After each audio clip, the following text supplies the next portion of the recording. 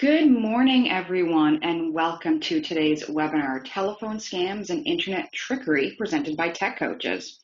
I'm Samantha Peck. I'm the Executive Director of Family Councils Ontario, and it is my pleasure to welcome you to this session to help us learn more about how to keep ourselves safe from scams and fraud during this time. It's an important session, no matter when we're talking about it, but recent data has indicated that coronavirus scams targeting seniors and other people are actually on the rise right now. So this is a very timely session to help us all keep safe as we navigate the pandemic. Before we get into the content, we just want to acknowledge that we do meet on Indigenous land. Our head office is located on the traditional territory of many nations, including the Mississaugas of the Credit, the Anishinaabeg, the Chippewa, the Haudenosaunee, and the Wendat peoples, and is now home to many diverse First Nations, Inuit, and Métis. In fact, this territory is also part of what's called the Dish with One Spoon Treaty. It's an agreement between the Anishinaabeg, Haudenosaunee, and allied nations to peaceably share and care for the resources around the Great Lakes. The idea is that the resources we share are part of one dish, and to share respectfully and without violence, we use a spoon, not a fork or a knife. In addition, this territory is covered by the Upper Canada Treaties. Ontario across these lands are still home to Indigenous people, and we are grateful to have the opportunity to meet, work, and learn from the elders of Indigenous peoples throughout this territory. Marvelous. Folks, thanks very, very much for joining us today. Sam, Family Councils Ontario, thanks very much for inviting Tech Coaches out to participate in Family Councils Week and Family Council Month celebration sort of thing. It's a real pleasure to be here today. I'm representing an organization that focuses on boosting digital literacy. What we've been saying for a really long time, professionally, I've been teaching seniors specifically about technology for over a decade. I have well over 10,000 hours purposely helping people adopt technologies in their life that they were going to find value in. I'm not interested in sharing information that doesn't have value across the board. There's lots of technology that does. So what we like to do is we like to help people understand that technology. We like to help people understand the best practices. We like to help people feel comfortable and confident with what a lot of folks would deem average, basic technology. I've been, for the last couple of months, been making the claim that I heard on the internet, so if you heard it on the internet, maybe it's right, maybe it's not right, but I do believe that we've now moved from the industrial age into the information age. And I think that the onset of all of this new virtual technology and this idea of us meeting in a virtual space for a webinar, that is a very normal, average thing that we're going to be doing more and more of. And it's just sort of a pinnacle moment in our time when we've actually shifted over to a very technologically rich society. And there's almost no denying that at this point. So all that is to say, Tech Coaches wants to help people understand this technology. We want to make the path the shortest to people feeling comfortable and confident with it. So I hope that I'm able to help with a little bit of best practices and things to pay attention to when you're navigating the online space and you're trying to do that safely. So a couple of things that I'll lead with. Tech Coaches has something that we would call the basics. And there's a couple of things that I think if everybody just moves forward in a technology landscape with this information, that you can feel a little more at home. First thing to admit to ourselves, we have lots more technology in our future. In fact, much more. If you thought for a moment that we've been moving quickly with technology over the last 10 years, boy, oh boy, you just wait and see what's going to happen over the following 10 years. We've never been at a point with internet connectivity and hardware capabilities that we're in now. And boy, are we in store for an awful lot of technological advancement over the next 5, even 10 years. It's going to be really, really quite crazy. So I think it's very important for people to keep an open mind. Keep paying attention to what's going to help, what's going to create value for you. Not all technology is for everybody. I would never make that argument, but I would make the argument that there is technology for everybody. So if tech coaches can help, and if we can team up with Family Councils Ontario and put it in front of you so that you can find value in it, then we're super happy to do that. So let's talk very briefly about what these basics would be when it comes to technology.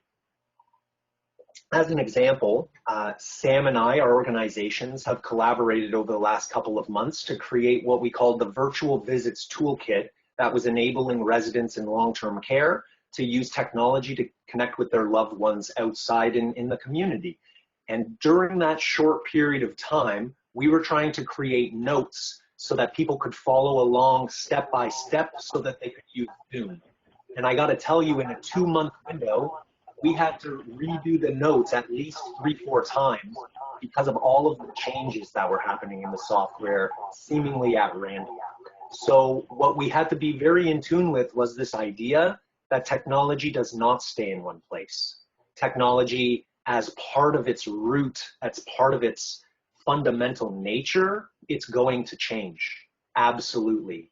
We don't still use Windows XP. We don't still use Windows 7. We're not going to be using Windows 10 in another 5 years from now. And that's the way that technology goes. And if you get disappointed when it changes, that was on you.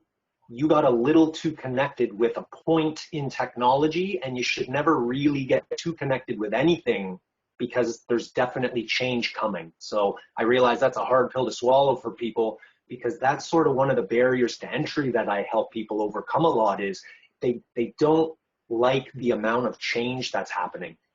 I look at technology as it is change, just like I am change, and I am not the same 10 years from now. Neither is the technology that we're going to be using. So please just keep an open mind to new technology, and as it updates, you're trying to find the new way that you're going to get value out of it.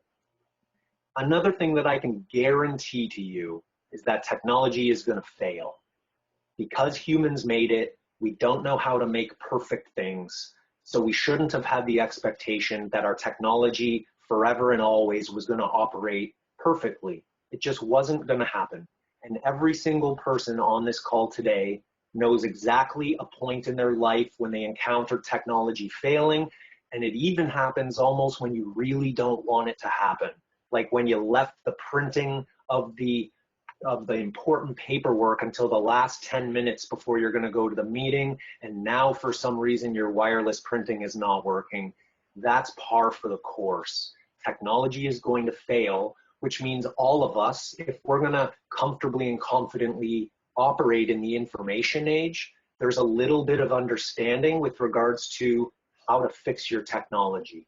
Sometimes that's as simple as, did you turn it off and did you turn it back on? Did you end the app and did you start it fresh? There's these basic things that everybody's really got to know how to do, because you have to do them on a regular basis, because technology is going to fail.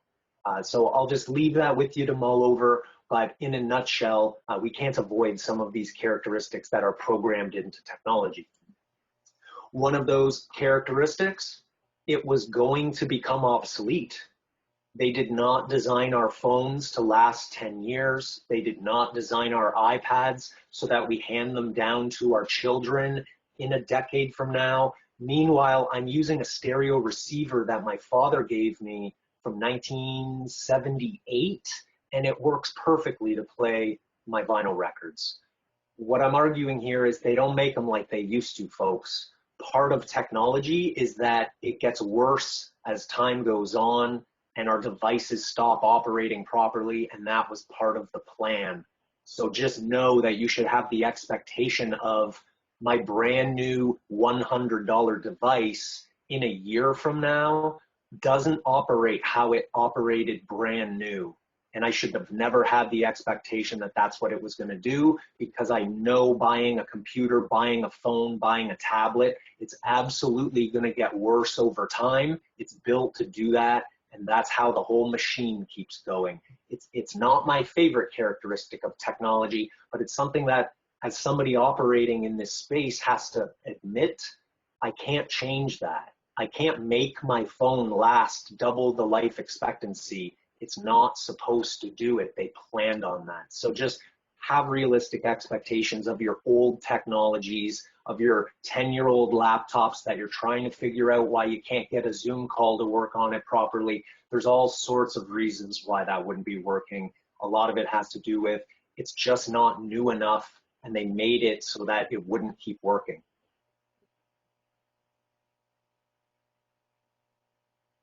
This is such an important point in an internet-rich world. I couldn't stress it enough.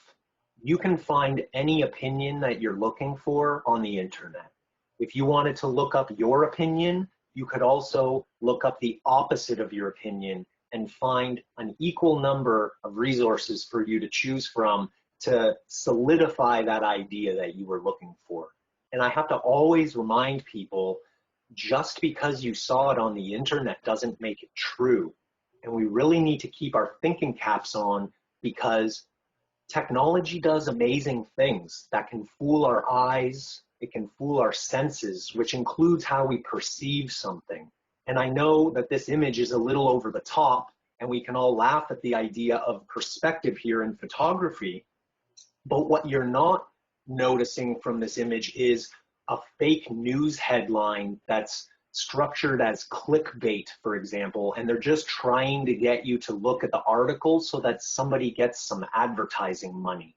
You really got to be paying attention to what it is you're consuming on the internet, because anybody's able to contribute to the internet, which means they could lie if they want to.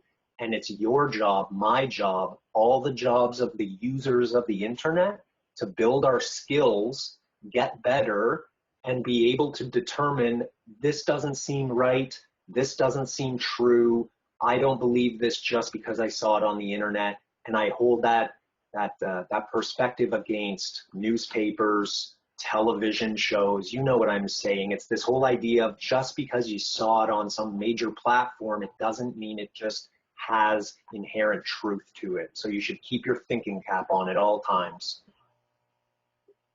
You should have strong passwords. We're starting to get into the nuts and bolts of telephone scams and internet trickery, but boy, oh boy, are humans really lazy with their passwords. If there's something that I've been helping Can people with, I mention something? Other topic, there's an email for you from Donna. They forget their password.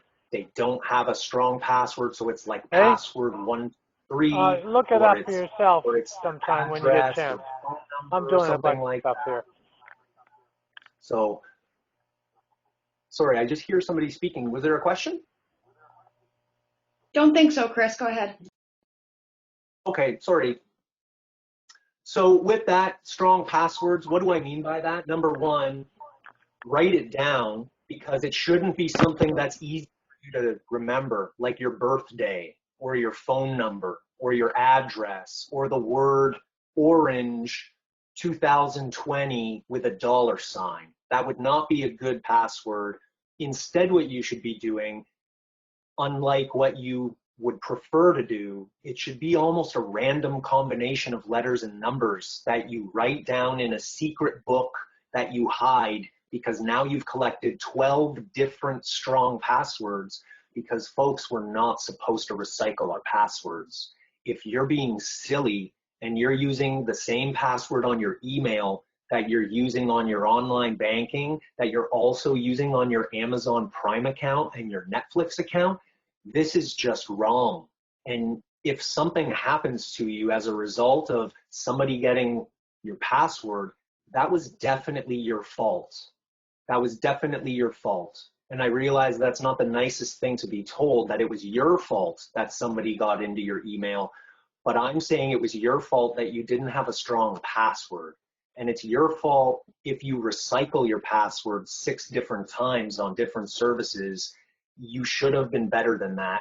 So I like to say this because it's very easy to pick weak passwords. And a lot of websites don't promote you doing that now. They actually require that you try a little bit more. So stop trying to remember all the passwords, folks, and just write it down in a secret book so that if ever you needed to refer to it under the floorboard at your house, you have it all written down. This is not a piece of paper you keep in your wallet. This is not a piece of paper that's hidden underneath your keyboard at your desktop computer in your apartment, because that's not hidden. It's not a secret place that you're keeping all these top secret passwords. I realize I've said a lot here on passwords, but most scams, most problems that people encounter have to do with somebody got their password and they got into a service that they weren't supposed to have access to, and now something bad happens. And I would love it if that stopped happening. When do we get rid of passwords? Well, when you allow your device to scan your fingerprint, when you allow your device to take a very intimate image of your face, because your eyes, your nose, and your mouth are as unique as your fingerprint would be in a computer setting.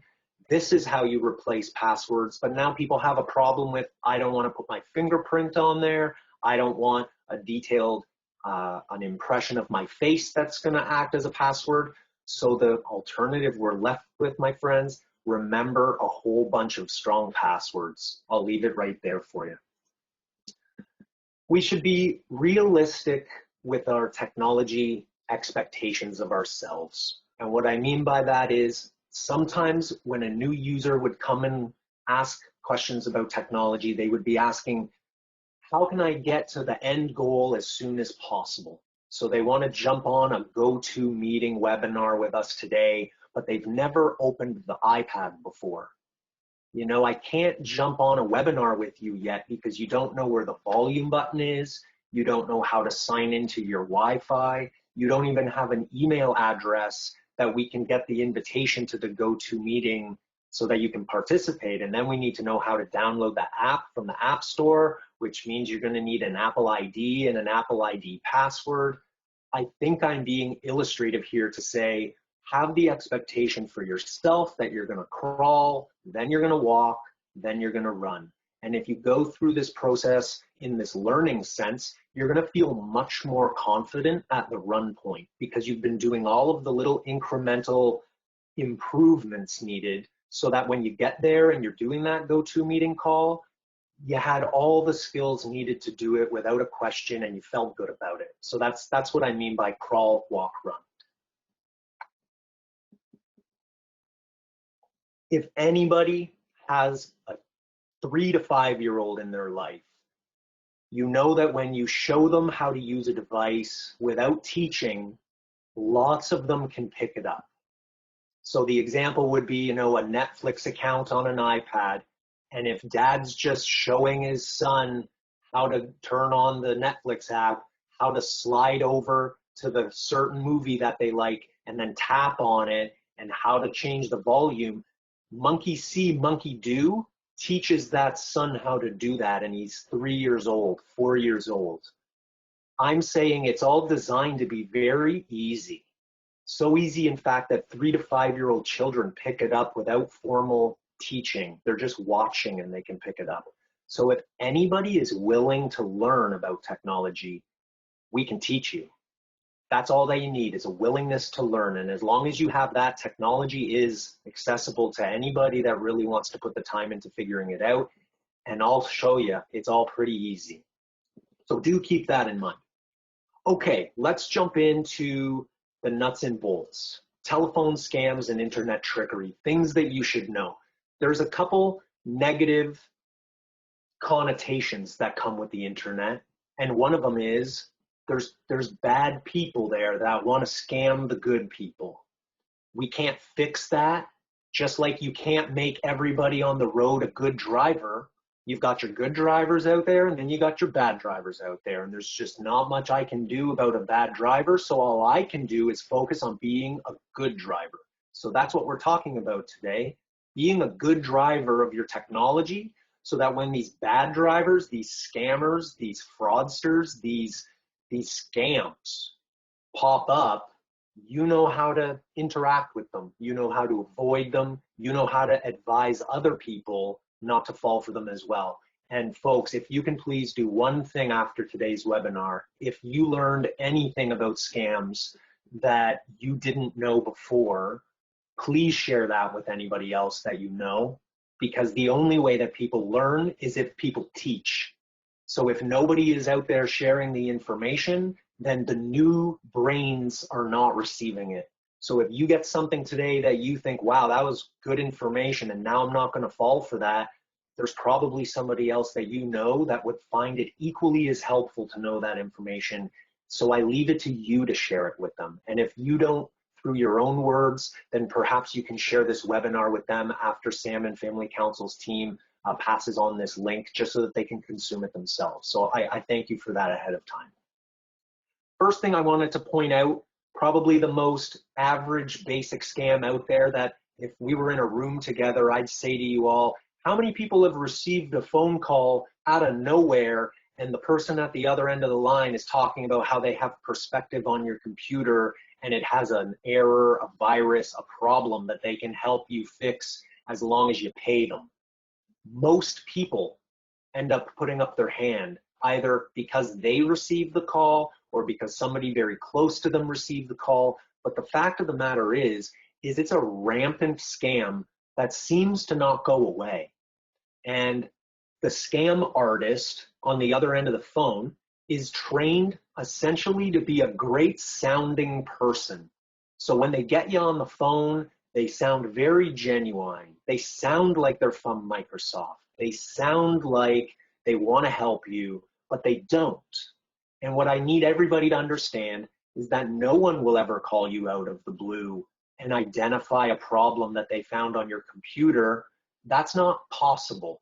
Microsoft is not monitoring your Windows 10 computer in that way. They are never going to call you to try and help fix your computer. Nobody would. But what the scam artists are looking for are people that don't know these basic things about technology. So now that you're on the line, you know just as well as I know that nobody calls you ever and has perspective on the health of your computer, your iPad, your smartphone. That never happens. Just go ahead and hang up the phone. Don't humor them with a phone call conversation. Just there's no need to humor it at all. Next one, still telephone related, but a different form of communication. So if you're a smartphone, cell phone user, you're out and about, you're gonna receive a text message. I get these text messages once or twice a month where it's some company or some random prize that I could be claiming, and all I gotta do is click this weird looking little link, bit.ly/SY5. It doesn't matter what it says. What matters is no responsible company, none, is going to text you and then say you have to click this link to claim your refund, to claim your prize, to get your this, to get your that. It's never real. And everybody's supposed to know that. Now, often I've been asked the question, yeah, I get these text messages all the time. How do I stop them? You don't. This is part of technology now. We get spam emails, so then eventually they invented spam folders because so much was coming to my inbox that they started to automatically sort it into the spam folder. The same answer applies. You don't stop spam from coming. It just comes. You can do your best to unsubscribe from it, but you're never getting your email off of any list that's going to stop the spam from coming. And this is exactly what people need to recognize about these text messaging scams that float around. You're not getting your cell phone number off of any list that you think might exist. You'll never see that list. What you needed to do is learn about telephone scams, learn about recognizing these text messages as only a problem for you. And you never want to click that link, because what the link leads you to is a website that asks you for personal information. And if you fall for that trick, what you've done is maybe now you've given the scammer your address, your postal code, your birthday, and whatever else they asked you for when you touched that link because you thought you were going to get a refund from Tell Us, even though you're a Rogers customer. You understand? Like this, click the link below right away to claim your prize could have said, TELUS wants to give you a refund. Click here to receive it. But they would never do that. And now you know. So please let others. A new technology that some online banks are using, and not online, just banks are using, is voice recognition, which means when you call them, instead of doing your telephone banking with a password, like a 4-digit bank code, they can listen to your voice, and your voice unlocks your bank account. Now, I know lots of people don't have that service, but some banks are indeed offering that as a normal technology that they have, this voice recognition password alternative. So now what's happening is people call and they say, do you hear me? Do you hear me? Hello? Do you hear me? And they're trying to get people to say something in the affirmative. They're trying to get people to say, yes, yes, I do. Yes, absolutely, I do hear you. And they're recording the sounds of your voice. And they don't know if you have a bank account that's going to open with a voice recognition alternative to a password. What they're doing is they're just collecting the data and they're trying it in all sorts of different ways so that they can see if it works out. So don't be fooled by this. It's been called the grandma scam before, where people will call and they'll say, Grandma, do you hear me? I don't hear you. Hello? Hello? And grandma just keeps saying, yes, yes, I do. Yes, absolutely, I do. And then the person ends up hanging up and they've already got what they came for. A recording of your voice saying different things in an affirmative so that if they can use it somewhere, they will. Don't think you're being pinpointed. Don't think you're being targeted. It's like a bulk collection. They don't even really know you. They just got your phone number from some database you'll never see, and they called you as a number, you know, not as a person, and they don't know how they're going to use this. They're just collecting it so they can try. So we need to start to recognize when the phone rings and something's happening, I got to know if it's a scam, if it's not a scam, and I got to try and make that call as quick as I can to get off the line. Let's talk for a moment about a very common but effective way of scamming people. It's called a phishing email. And in a nutshell, it is a message that's seemingly from one person, but it's actually not from them. Or perhaps it's seemingly from a company, but it's not actually from that company. And it's from a malicious scammer, fraudster that's trying to trick you into thinking that somebody else is talking to you so that you'll act a certain way, give away a certain amount of information, and now they can try and use that information to get into your accounts and get into, you know, whatever they want, whether it's your data, your money, this and that. So let's talk a little bit about what to focus on when you're looking at your emails, okay? So I'm gonna put up 3 different exhibits. So exhibit A, I apologize for the quality of these images. I usually am against blurry images, but I couldn't get this stuff to get any bigger without pixelating it a little bit. This is a fake email from Canada Post. And as somebody that's very computer literate, I could make an email that looks like this with very little effort.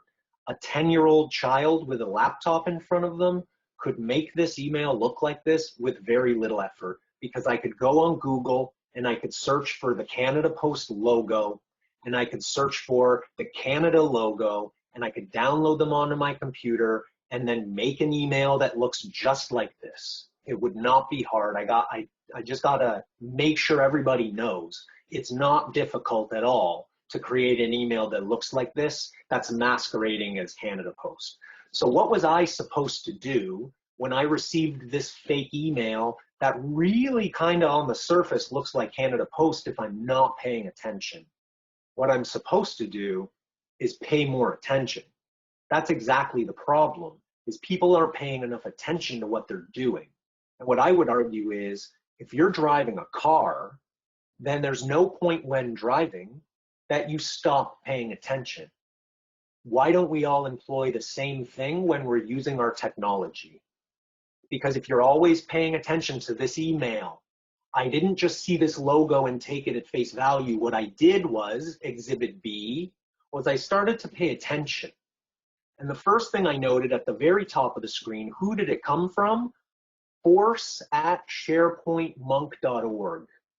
If I was paying attention, I would have noticed very quickly, well, that seems strange. Why would Canada Post be emailing me from sharepointmonk.org? I'd never think that would happen. So already, before the thing even scammed me at all, who it actually came from, I started to flag. Then I went down and I said, dear client, comma, no space, Rob. And then I think to myself, is that how Canada Post talks to a client?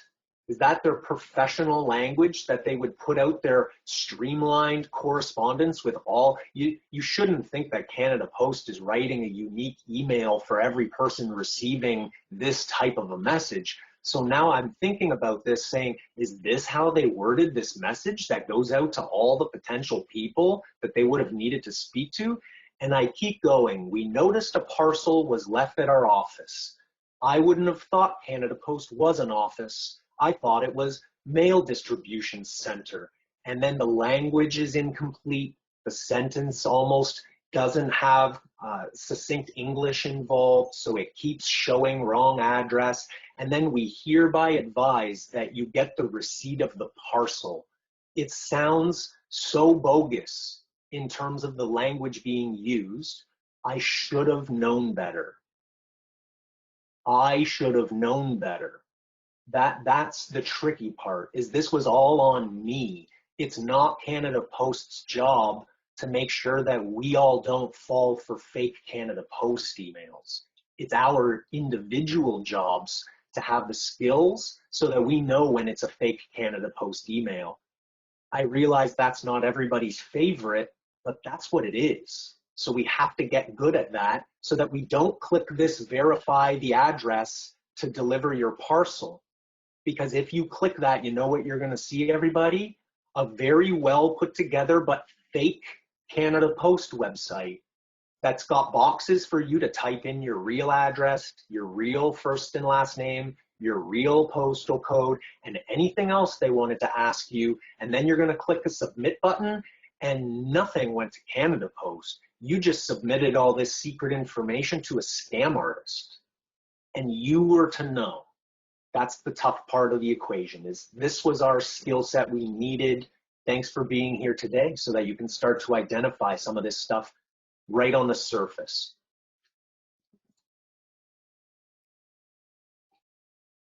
As the stores have been closed and everybody went online for their ordering of different items that they need, scammers caught wind of it and they said, well, why don't we pretend that we're Amazon and we'll have people confirm Amazon account details, and then maybe we'll get the same sort of data that they were trying to collect when they were masquerading as Canada Post. And you can see this came from May 19th, 2020.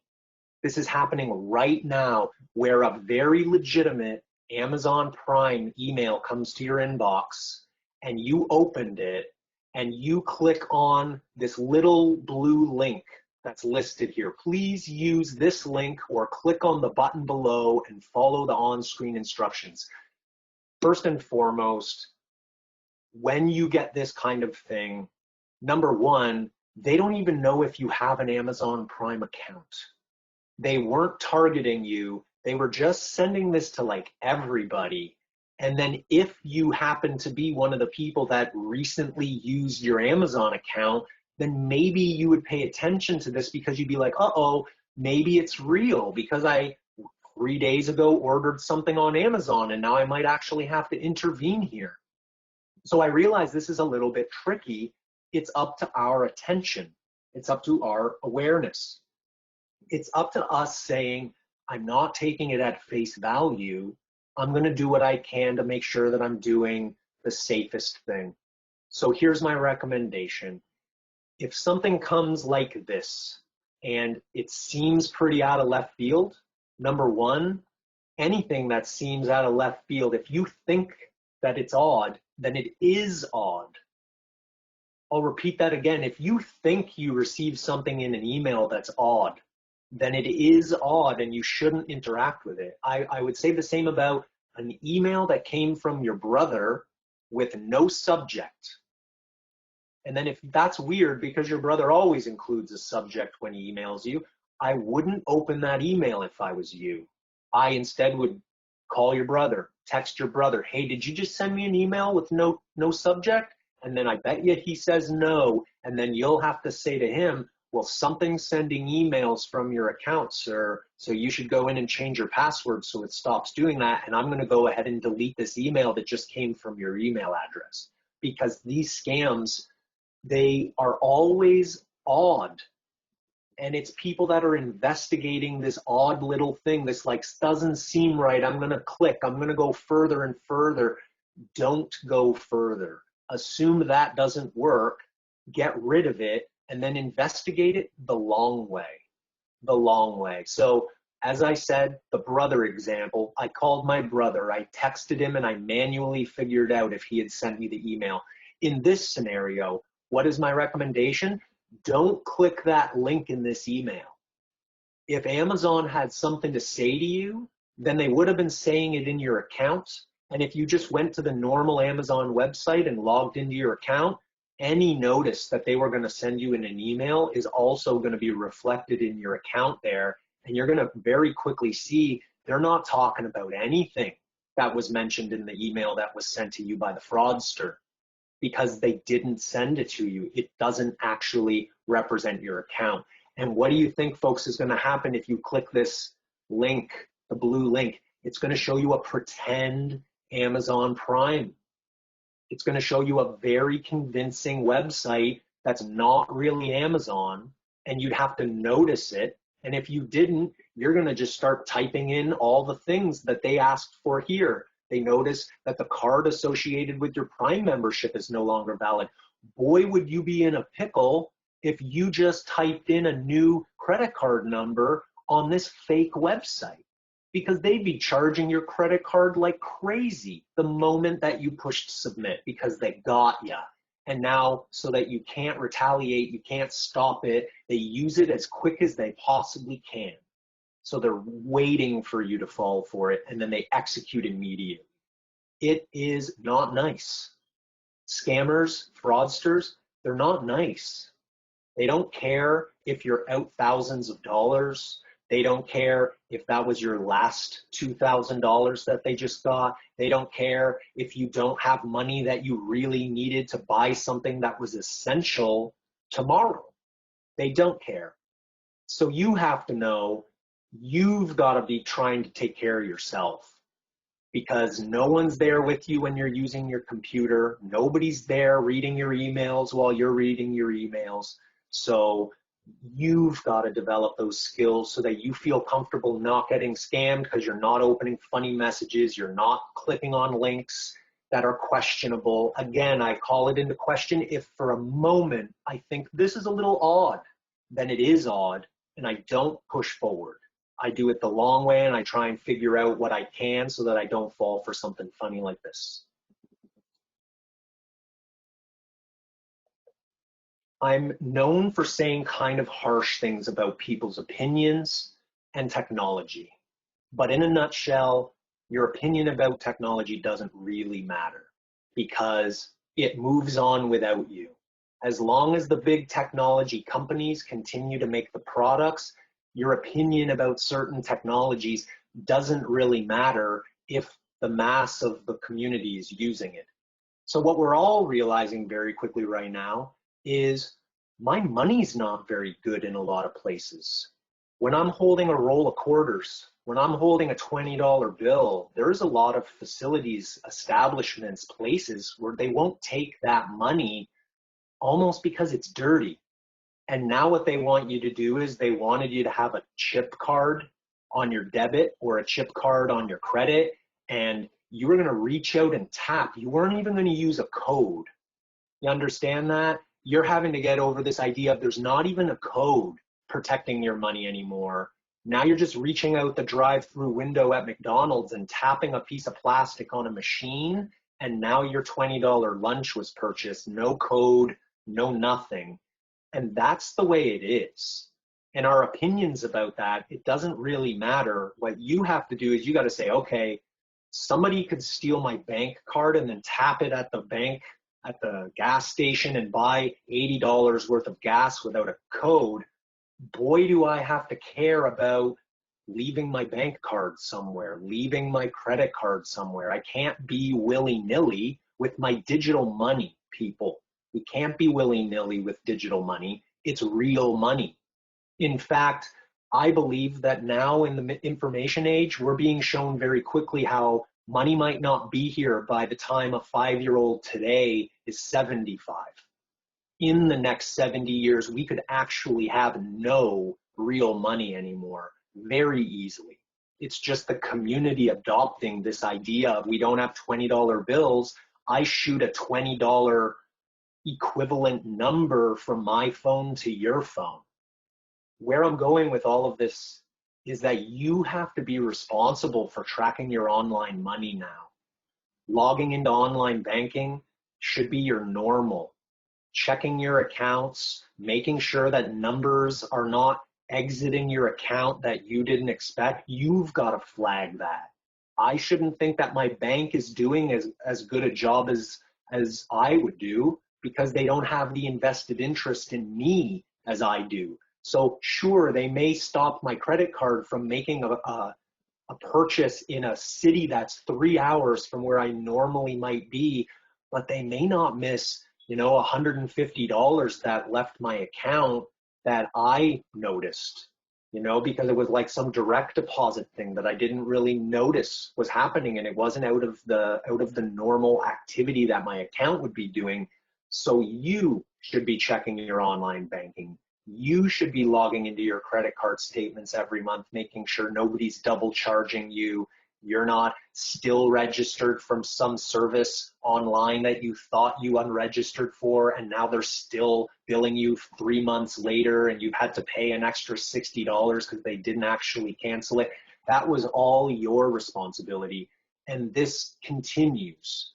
The future's rich with more technology, so we're going to get used to looking at our digital money more and more. And I just wanted to raise something that's sort of like cutting edge, just happened this week. But anybody that's familiar with Facebook, you might be familiar with the idea that Facebook owns a company that's very popular called WhatsApp. And WhatsApp is for instant messaging over the internet. You can do this internationally if you like. Here's why I'm bringing this up. WhatsApp in Brazil just started digital money payments between users. So now Facebook's turning into a financial business. There's no bank used. It's WhatsApp to WhatsApp account, and it's digital money moving through the Facebook network. Folks, it's a weird virtual change that we're dealing with. For some people, it seems weird because of how quickly it's changing, but this is what's happening, and it's here to stay, and we're not going to get rid of digital money. So instead, I say, try and get better with digital money. Try and be a little more in tune with your accounts and pay attention to that sort of thing, because you're going to need this skill. Something else to consider when thinking about banking and money transfers, I would definitely advocate for enabling this auto deposit function on your e-transfers. So what I mean by that is, if somebody was going to e-transfer you $50, if you don't go in and turn on auto deposit, then that transaction looks like you have to receive the email, click on a button, and answer a question that then proves you're the right recipient, who then gets the money. You can skip all of that process, which the reason why you might want to is because if somebody got into your email, they might be able to point the money to a different account. I hope that makes sense, but if somebody got into your email and you were transferred $150 via e-transfer, but you didn't receive the email yet, maybe if a scammer was in your email They figured out what the secret question answer was because people aren't very good at coming up with those. So they'll make the question very generic, like what day of the week is it? And then they just have to write Wednesday. And people are trying to figure out how did this all happen? And it's because we were trying very little. That's why it happened. We were trying very little. So now what we can do is we can go into our online banking, we can turn on auto deposit, which will then just accept the money immediately when somebody tries to e-transfer it to you, removing that stage where you have to check in on your email and accept it yourself. Much better option. So I would advocate for doing that, but you have to go in and do it. It's not on automatically on most banking. So please note that. This right here is one of the worst scams that I know of right now. So I'm going to walk you through this process slow and steady because I want to make it very clear what happens here. Last time I saw this happen to somebody, they were trying to log into their online banking. So what the person did was they went to their Internet Explorer and they typed in, let's pretend that they typed in www.cicb.com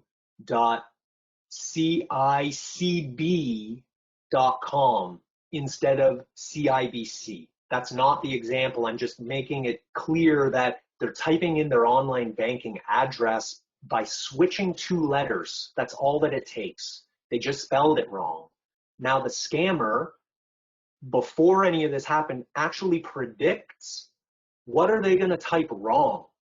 And it's very likely that somebody could type CIBC as CICB. So they would register the incorrect spelling and they make a fake website that sits there waiting for somebody to accidentally type it. Isn't that diabolical? It's just bad. So they're sitting there waiting for somebody to type in the banking website wrong or their email website wrong. I could have used outlook.com instead, but it was OTU instead of OUT when you spelled Outlook, and now somebody guessed, hey, people are going to do that, so I'll register it and then make a fake website there that they'll see. So now everybody, what's on my screen right now is the fake website. It's a pretend Microsoft support website. But you can see way at the top, HTTPS, wireframing setup, yada, yada. You can tell if you're an aware computer user that we're not on a Microsoft website. But here's the kicker. When this website originally opens, it's doing this. Whoop, whoop, whoop, whoop, whoop, and it's making an alarm sound, and it's just trying to get you to act. And then it pops up this big window in the middle of the screen. And it's got language that people are not really feeling comfortable about, and they don't understand what's going on. Everybody, here's where the scam happens.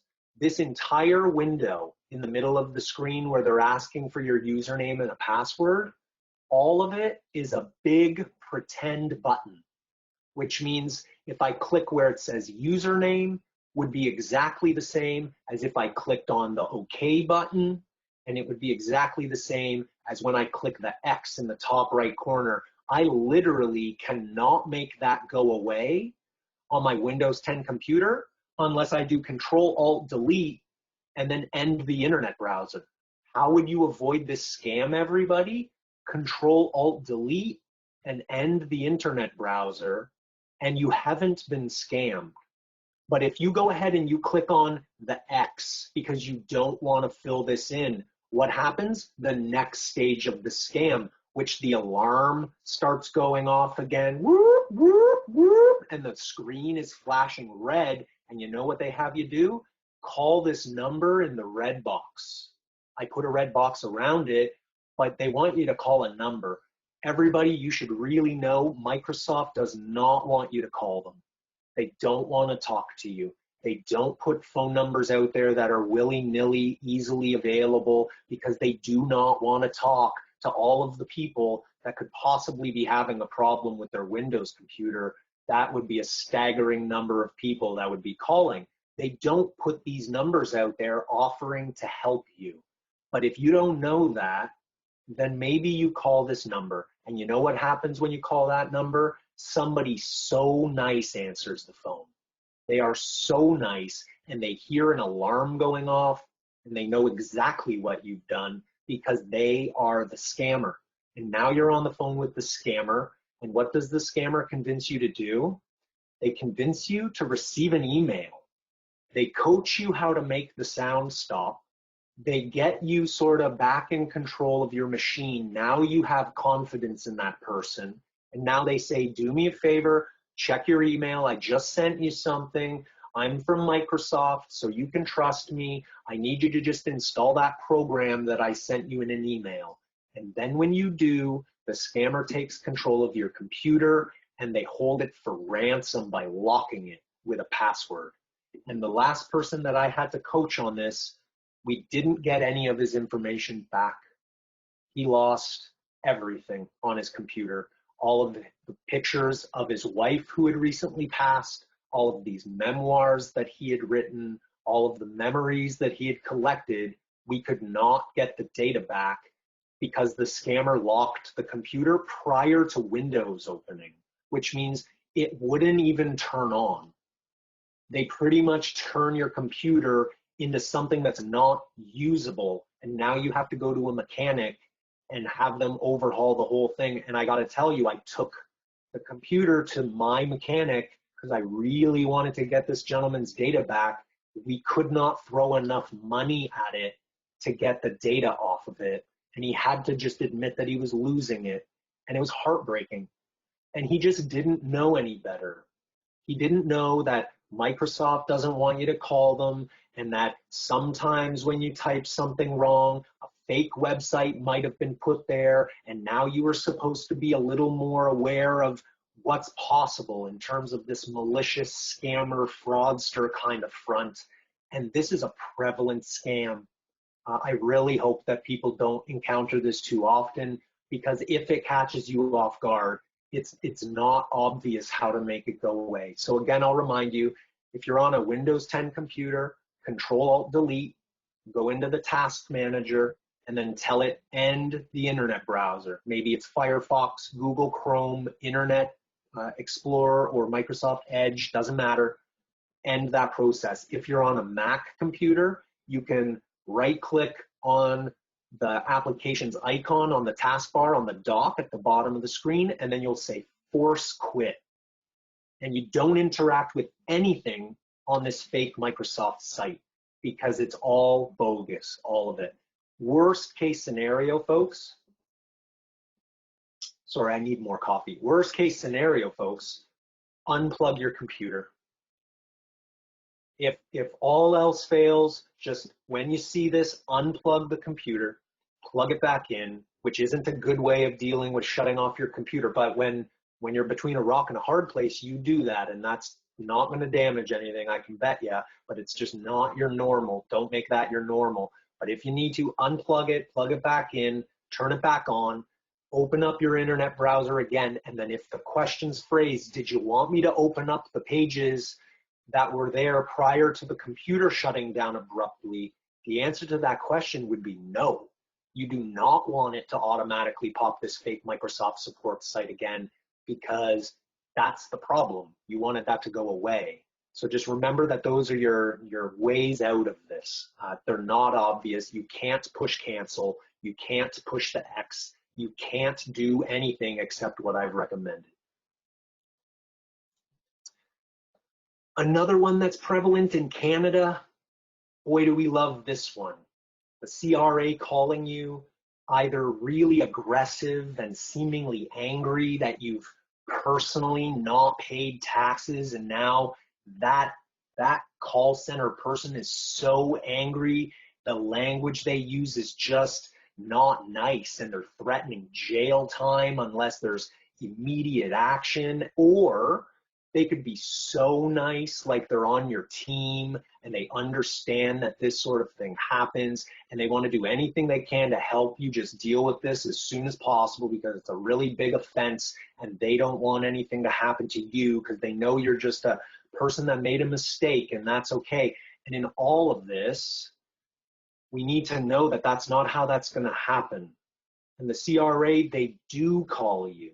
That's why this is a complicated one. They do call you to confirm certain ideas, like who you are, where you live, this and that. What they're not doing is asking you to fix the money situation over the phone via e-transfer, via money order, via gift card. If anybody says to you, we need you to pay in gift cards, you got to turn around and run away from them as fast as you can, because that is a ludicrous idea to think that any company or government is going to accept a gift card payment for the Home Depot or for Best Buy to make it okay that you were late on your taxes. That doesn't really compute. So we've just got to stay on top of this. We can't stop them from calling. You can't get your number off the list so that these scammers don't have it there to call you anymore. Instead, we got to get better.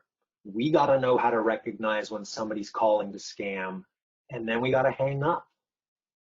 If something happens to you, you need to report it. I think the worst case is when somebody gets scammed and then they just, due to their ego, they don't want to tell anybody and they keep it to themselves, and it eats them up inside and they're embarrassed, and now they don't have money that they needed, and that's not going to help you for sure. So at least if you talk to somebody that you trust, maybe something could happen. But if you just internalize it and don't let people know what happened, then you're really not going to help yourself at all, and not much can happen. So just keep that in mind. People get scammed, and we call them scam artists because they're very good at the scam. So if you fall for it, don't worry about that. Happens to the best of us. But try and get some assistance. Don't hide from what happened. That wouldn't be good. So nothing good will come from you hiding from it. Arlene threw up a comment here. It says, please repeat the Control-Alt-Delete equivalent on an iPad. On an iPad, not so much a Control-Alt-Delete equivalent. What I would be doing is ending the app that you're using, or closing the tab that's open. One way that you could make it shut off if need be, if you're hard resetting an iPad so that it doesn't necessarily even remember the websites that were open in the web browser beforehand, you might want to hold down the power button and the home button at the same time, and you're doing what's called like a hard reset, where you're not holding the power button and then sliding to power off. You're holding the power button and you're holding the home button, and you don't let those go until you just watch the iPad shut itself off. And that is like a hard reset, almost the equivalent of unplugging a computer that's powered on. That would be sort of the tablet equivalent of trying to do the Control-Alt-Delete. You could do the same on an Android. Androids are going to have a variety of different controls because of the different manufacturers. But what you're looking for is that hard reset. So you could Google that very easily. If you had a Samsung Galaxy tablet or a Sony tablet of some kind, just look up the model on Google and say hard reset, and then it'll tell you exactly what you need to push so that you can get that done for yourself. My friends, I think I made it just in the nick of time. I think we're at about 12 o'clock. I really appreciate being here with you today. Sam and team, thanks so very, very much for inviting me out. I do hope that I've created at least a little bit of awareness when it comes to telephone scams and internet trickery. If you thought at all that we could help you later, you can always Google tech coaches. We have a little contact sheet on the bottom of our website, and that'll go straight to our email. So if you did have any questions, comments, or observations, please do just go ahead and shoot us a line. That'd be great. But thanks very much, everybody. I appreciate it. Thank you very much, Chris. Do we have time for a couple of questions? I absolutely do. Wonderful. So we've already addressed one of them, but one of the questions is, what would be your recommendation for an internet security package? Is it something that we should be looking to purchase, or is there a free download option that would meet our needs for security? Yeah, that's a very good question. It's a different answer depending on the device. And my catch-all answer is iPad users don't do much of anything. Apple computer users also don't do much of anything. Windows 10 users, it came with Windows Defender. And I went directly to the Microsoft store at Square One Mall in Mississauga, and I asked the technician at the desk there, I said, I advise seniors all day on what they should do with their hardware to make it last. What antivirus that's free of charge should I put on my Windows 10 computer? And the technician said, don't put one. It came with Windows Defender. It's automatically updated when Windows updates, so it always has the latest, greatest updates about the new viruses. And you shouldn't need Norton, McAfee, Node 32, any other thing that costs you $100 a year. It is an extra cost, and Microsoft stands behind their own protection. So I hope that helps, Sam. But if you're a Microsoft user, it came with it, and it's dealing with itself. So you don't actually need those $100 subscriptions to antiviruses that maybe you've had out of habit for a really long time. Oh, great, good to know for us Windows users. So going back to the about passwords. So what about using a password log like Keeper, or is there another digital tool that exists that can help us safely keep track of all of our passwords? Yes. The general answer is things like LastPass, which is like a password keeping app. What it'll do is it'll keep track of all of your passwords, and then you come up with, or it provides you with a master password. And then as long as you know the master password, it's doing all of the password management for you. What do? I don't lean on technology for my secrets. So I'm not going to tell you that I use a password manager because I don't. I wouldn't want to be in a situation where, for whatever reason, I can't get access to my password manager. And I know that technology fails all the time. And I also know that if you've digitized something, there's the possibility that a scammer, fraudster, hacker could get access to the information. So for me, I kind of just lean towards have a book, keep it up to date, and hide it at home under a loose floorboard, under the panel in the bathroom that nobody realizes moves, and just have it as a reference point like that. I know that's a lot more low tech, but it's also very much under your control, and you know where that book is, assuming, of course, you remember where you hid it. But I just do like to rely on myself a little bit more in that regards. Okay. So also about passwords. So we talked about passwords needing to be unique and strong. But what about those questions for security features that we answer to ensure it's really us who owns the account and is trying to log on? Do you have any best practices to ensure that we're keeping those answers safe and strong as well as our passwords? Sam, the answer is just about the same one. You write those questions down with the password in that book. I do it all the time, especially when you're dealing with something like, for instance, the CRA's website, where they actually have 4 different questions, and at random they'll ask you one of them. So it's not like you're only remembering one answer. You're having to remember sometimes multiple answers for each of the services that's offering that sort of protection. So I never rely on my own memory because I realize it's fleeting, which means I should just write down important information, which is what my gorilla slide was saying there. It seems important. I should write this down. And then just know that if it's a secret, you're supposed to hide it, and it's not something that sits in your wallet, in your purse, under your mouse pad. It goes away so that if you need it, it's there, but otherwise you don't need it, so it's hidden. Mm-hmm. Okay, good to know. So now with many businesses going to the new or now normal, they're asking for e-transfer. So places like hair salons and spas in order to do contactless payment. Do you have any best practices in terms of paying for services by e-transfers that'll help keep ourselves safe from any potential scams? My word of advice on e-transfers is confirm they've been received ASAP, especially as the dollar value goes up.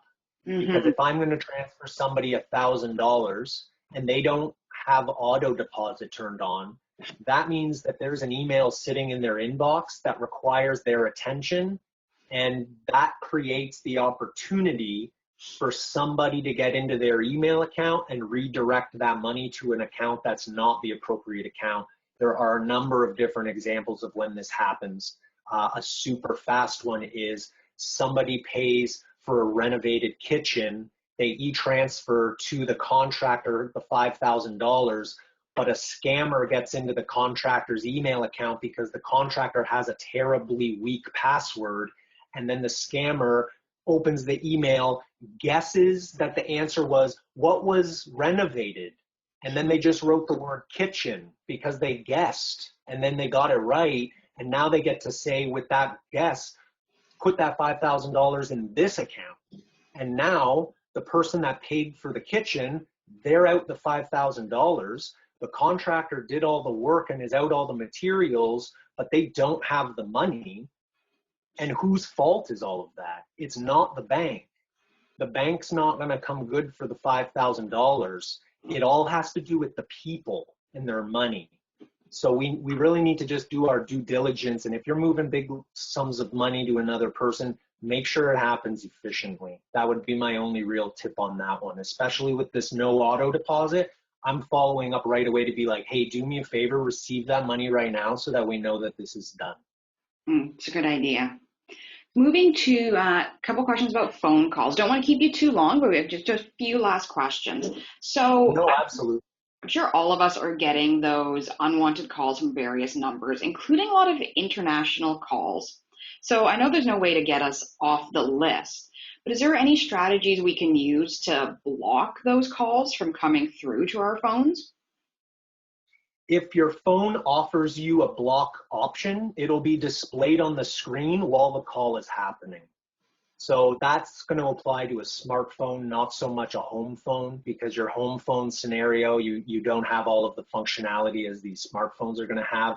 But it's very common on iPhones and on new Android devices that there's going to be a block caller button, or it's going to actually flag it as spam, and then it's going to be asking you to confirm that it's spam because other people have already identified it as a malicious number. So we're getting better as a community in terms of how we deal with that. There's no real good way of stopping any of that from happening. So what I would say is, number one, let it go to voicemail. And I know a lot of people don't think about it like that, but I've had many conversations about the difference in what the telephone means to different generations of people.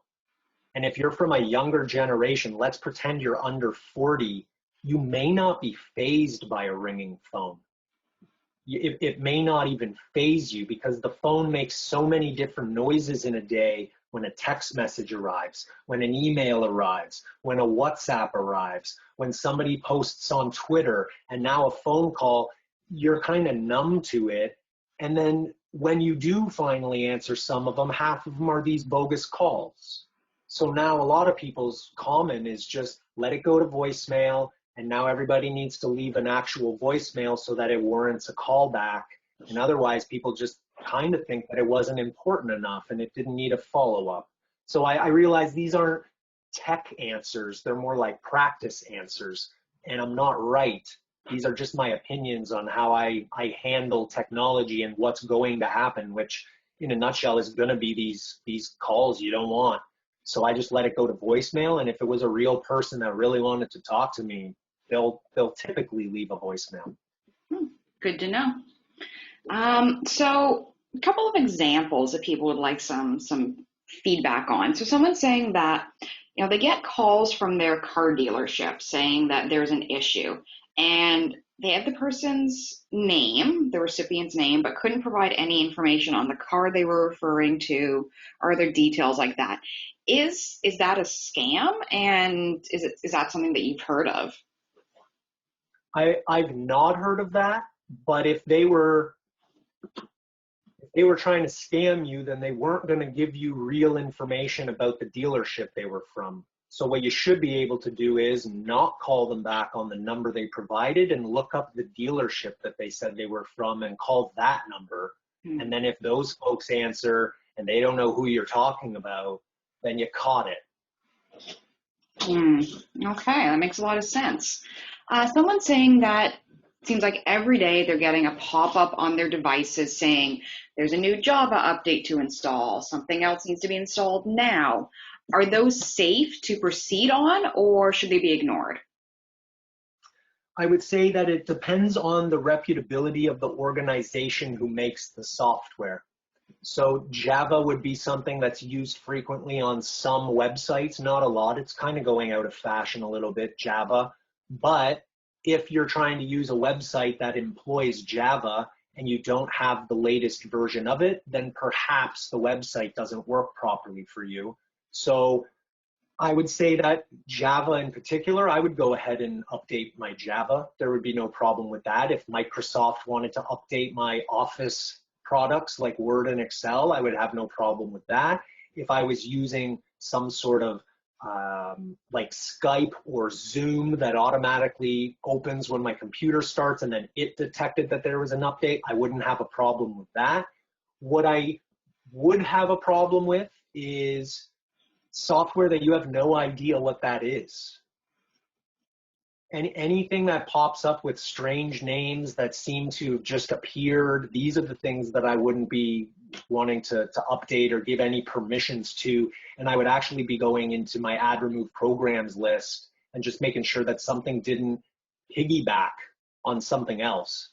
It's very common that when people download something, the company that made the original download is actually in cahoots with another software package, and they include a version of their software automatically with the download unless you check a box, or rather uncheck a box and tell it to not do it.